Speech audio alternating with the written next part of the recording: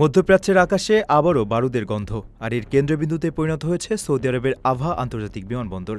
ইয়েমেনের হুতি বিদ্রোহীদের অতর্কিত ক্ষেপণাস্ত্র ও ড্রোন হামলার পর সেখানে চরম আতঙ্ক বিরাজ করছে। নিরাপত্তার স্বার্থে দ্বিতীয় দিনের মতো রিয়াদ ও দুবাইগামী অন্তত ১১টি ফ্লাইট বাতিল করেছে কর্তৃপক্ষ। হঠাৎ আকাশপথে এমন হামলায় শুধু স্থানীয়রাই নন, গভীর উদ্বেগে পড়েছেন সেখানে বসবাসরত হাজারো প্রবাসী কর্মী ও সাধারণ যাত্রীরা।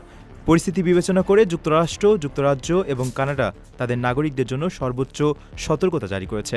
দেশগুলোর পক্ষ থেকে সীমান্ত এলাকা এড়িয়ে চলার পাশাপাশি যেকোনো মুহূর্তে নিরাপদ আশ্রয়ে যাওয়ার বা দেশ ছাড়ার প্রস্তুতি রাখতে বলা হয়েছে।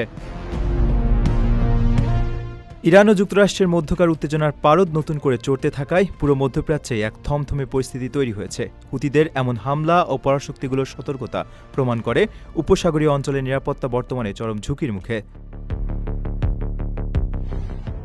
নিজের একটি স্বপ্নের ফ্ল্যাট এখন আর স্বপ্ন নয়। প্রবাসীর সিটিতে শুরু হয়েছে ৬ বছর মেয়াদী সহজ কিস্তিতে ফ্ল্যাট কেনার দারুণ সুযোগ। এক ঠিকানায় আধুনিক জীবনযাপনের সব সুবিধা, নিরাপদ, পরিকল্পিত ও বিদেশের মতো স্মার্ট পরিবেশ। আজই বুকিং করুন আপনার পছন্দের ফ্ল্যাট আর গড়ে তুলুন নিজের স্থায়ী ঠিকানা। বিস্তারিত জানতে কল করুন স্ক্রিনে দেওয়া নাম্বারে।